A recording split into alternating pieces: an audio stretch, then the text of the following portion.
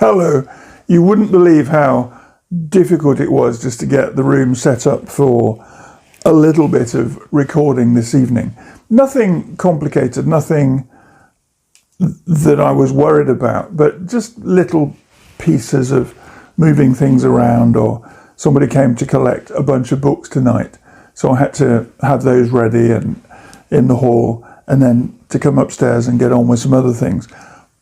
But I just wanted to catch up with you because it's been a week since I shared about some progress that I made, and we got through quite happily to the end of November, and this thing called novel in a month, or manuscript in a month, or rough first draft.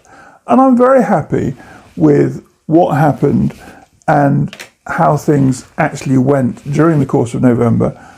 And all of a sudden we're in December. We're now looking forward to a whole new year. Obviously we've got some festivities and lots of family time, you and I, wherever we are in the world. And please drop a comment in the comments below the video and just share where you're watching from, or if you're watching on not so much a replay because this isn't a live, but if you're watching in a few weeks time or 6 months time, again, share the same with me. I wanted to talk about something that has been really quite revealing for me. I've been working on a book over the course of November. There's been two parallel projects. One has been a non-fiction book, which is done and finished, and the other is the development of a new angle on a crime fiction story, which I began the previous month, but which I think is almost done. I have to find the ending. I'm not sure how I tie the competing or parallel stories together, but it will come, and I won't push the process because that's not how I write. I can't do it that way. So I will wait until I'm sitting down with pen and paper, maybe on a train, like when I went down to Nottingham earlier this week, and it was good just to sit with a coffee on the train and write at my table and let the words come out. And that was a good process and a productive process. But I think over the next few days, because I've got 3 or 4 days away from a work environment this week, I'm just going to let the process reveal the words to me. I know who my characters are, those have gone really well, and I think I'm probably 5 or 6 little writing sessions, maybe an hour or 2 hours each, away from wrapping up that story so that the pieces fit together and I can bring it to market and do something positive with it. But the non-fiction book I've been writing has been an extension of my other topics. If I can just reach for some of these books over here on one of the other desks. So, you know, I've got a book called Simple Self-Help, or you may not know, but it's a book I really like.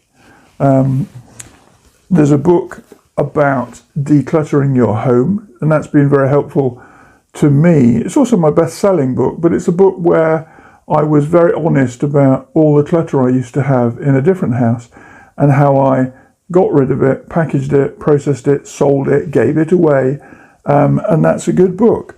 But the one I've been writing this last month is tied in with my Climbing Out of Debt book and my 10-minute budget book. It kind of fills a gap between these two, because it's one thing to get out of debt, and then it's another to feel comfortable with your money and still continue to budget and be thoughtful and sensible with your spending.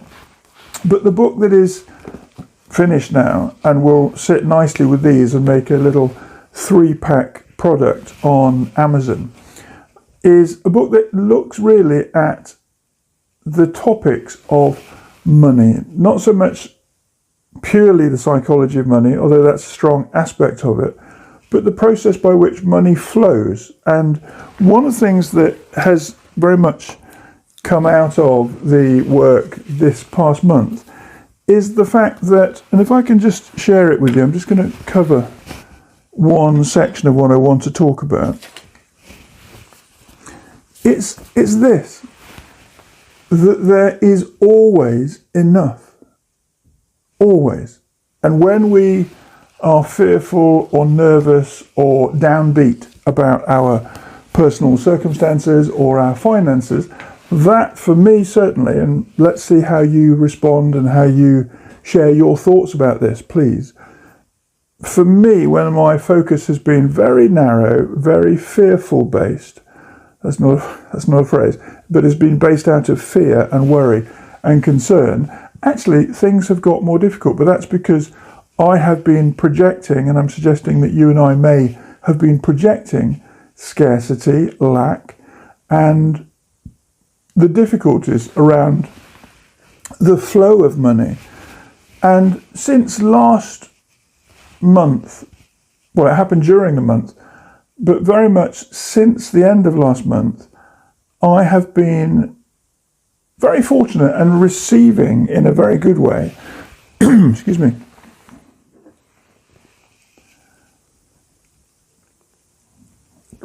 By the way, do you like the cup? Go away, I'm writing. Not every day, but very regularly. One of the things that I've noticed since the end of last month and the finishing of that manuscript has been very much about the the arrival of money and me learning to relax when I've been scared or worried about paying regular bills or unexpected, not so much unexpected, but I've got higher expenditure last month and this month. And so I was worried a few times. Then I just relaxed and tried to think about it differently. But again, I'm thinking very much about these two topics, the climbing out of debt and the 10-minute budget book. There is a real focus for what I'm talking about here. And that's where I'm coming from. For example, I have probably an extra £3,000 or £4,000 worth, $4,000 worth of expenditure in December that is very much unusual, but it's associated with hosting family and friends who are over from Mexico and making sure that in the 3 weeks that I've got allocated away from work just to be with them, we can do some nice things. So we can make some journeys down to London. Not that that's my favourite place, given the way London is at the moment, but for them as foreign visitors, the idea of seeing some of those symbolic landmark sites or some of the places that are world famous as places for tourists to go. Obviously, I want to give them that experience. But those are hotel costs, train costs, restaurants, all those sorts of things.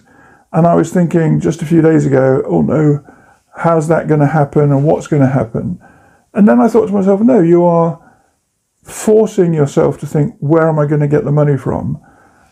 But again, back to this little phrase that I wrote in my Leica notebook. This has always served me well. There is always enough. I don't know where it comes from. I don't know what the energy process is to make that happen so often. But twice in the last week, I have found cash notes on the floor in public places. And we're talking reasonable amounts of money. Today, when I went down into the bank to pay in some cash from another unexpected amount of money that somebody had given me, I'd forgotten that they owed it me. I went down into the bank today, it was 10 to 5 when I went down to the bank, and on the way to the bank, I found more money. Not a lot, but finding money on the street is a very new thing to me, and it's happened every other day since the middle of last month. There is always enough. I had an unexpected bill today from my council tax team here in West Yorkshire, where they have given me a bill that is way larger than I think it should be. And I rang the council and spoke to them this afternoon, and they said, well, our system's down, so you won't be able to get any support today because we can't look at the system, and you won't be able to put a note on the online page for your council tax account. But if you look at it again on Monday, our system should be up and running and we can help you then. And then I looked at my bank account, and one of my tenants had transferred some money to me that he had borrowed a month prior, and I'd forgotten about it. Somebody in Mexico owed me 10,000 pesos, and that was transferred this afternoon. These are monies that I was aware of, and they're in the background, but I had forgotten, or I'd taken my focus off, realizing that there is always enough. I always pay my bills. Sometimes I pay them in a moment, not knowing where that money would be a few hours before, but there is always enough. Whether it comes from Amazon income, which comes in over 4 different days of the month for me, because they pay according to the markets in which you sell your books, or Audible income for one of my audio books. This one, the Climbing Out of Debt book, is in an audio format, and that does very well, but I always like to get the payments and think that's extra, because I don't regard that as my main income. So when it comes in as an Audible royalty, I enjoy it. Do you remember that last month I put £1 in a little jar for every £1,000 or every 1,000 words that was written? Well, again, I'd forgotten that, but when my wife and I went out to celebrate the end of Novel in a Month, or National Novel Writing Month, if that's what you call it, NaNoWriMo, we went to a fabulous Yorkshire Tea Rooms, a very famous place, and had a nice meal, and then we also went out again to the same place, and this time had cream teas and just a beautiful afternoon experience. But all of that was paid for by the coins I'd put into my jar every few days as I was writing, very naturally and easily, over the course of November. But it's not just about the money. The thing about there is always enough, and this is what I covered up earlier, because I want to share it with you now. From a YouTube perspective, there are always plenty of ideas and things that interest me. So when I came upstairs tonight to record this video, I was thinking, okay, what will I talk about, and how will I share some of the ideas that are moving around or swirling around sometimes in my head when I think about YouTube content, because it's not my main activity, but it's something I love to do, and I love the creation of YouTube videos. There are always way more ideas than I can possibly use, or I could write every day and write an article every day, for example, on Medium. And there are always more ideas than I actually take seriously and put into an article on the Medium platform. When we're nervous, or when we are unsure about our finances, there is a tendency to panic, to look inward, and to just stop that creative feeling, to stop that sense that, okay, I can control what I can control, and it's okay to have expectancy that the world or the universe will deliver up other things. We experience it, you and I, as creative people, as writers. We think, is my work good enough? And then when we finish the work and put it out into the world, people will buy it. People will go out there and say they'll vote with their wallet or their credit card, and they'll buy our books. And that's an amazing feeling every month to see royalties come in from books that at the time you or I write them, we might be thinking, oh, I'm not sure this is right, I'm not sure this is good enough. And yet, it happens. The work that we put in is rewarded subsequently, whether it's the little advertising fees that we might earn on a YouTube video, or the creation of books or ebooks, or whatever it is that we do as creative people. We could be potters or painters or sculptors. I just happen to work with this. This is my tool. This is what I work with and what I write with. And most of the stuff that I do begins in the little A6 or maybe in an A5 notebook, and it turns into something else. So that, this is another gorgeous little book that I use. Look at that marbling effect on the pages. It's not my graffiti, but this is a book that I use. It's a commonplace book, and I write things in there, often comments or thoughts that inspire me, things that have come to have meaning for me.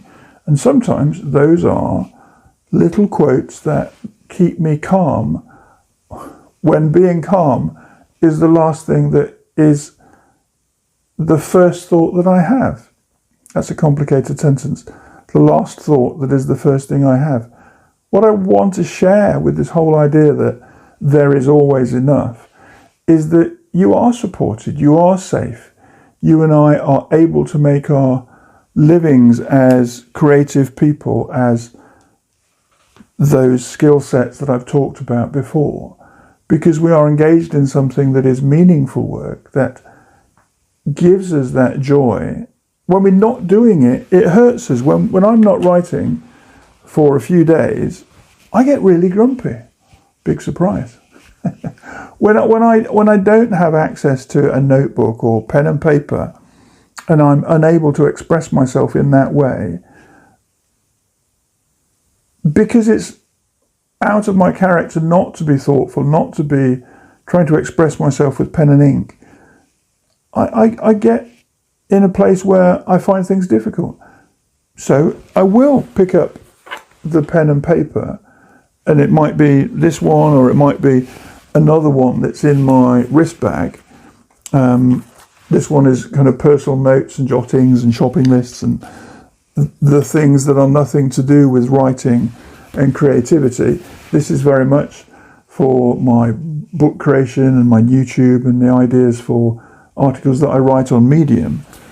But there is always enough. Like I said, we could be talking about money. We could be talking about ideas. I've also written down here good friendships. How many good friends do you need in life? As many as are perhaps on the fingers of one hand. Maybe that as a complete optimum, but I don't think that's necessary. Half a dozen or 5 or 6 good friends is all any of us need in life. There is always enough. And when it comes to opportunity generally, like I have been finding very much this year, whether it's with paid activity and actual day-to-day contract work, or the creation of a new book, the income that I get every month from writing articles on Medium, or things like the YouTube and the Audible revenue, on its own, it's not necessarily enough to cover all your bills. But 1 or 2 income streams are. So if there are 3 or 4 or 5, and in fact, I'm not even thinking about the investment returns that we get on the masternode or on stocks and shares investments, but just on creative activity, there is always a revenue, there is always money coming in, and you and I can pay our bills and be comfortable. But we can also creatively find ideas, or ideas find us sometimes.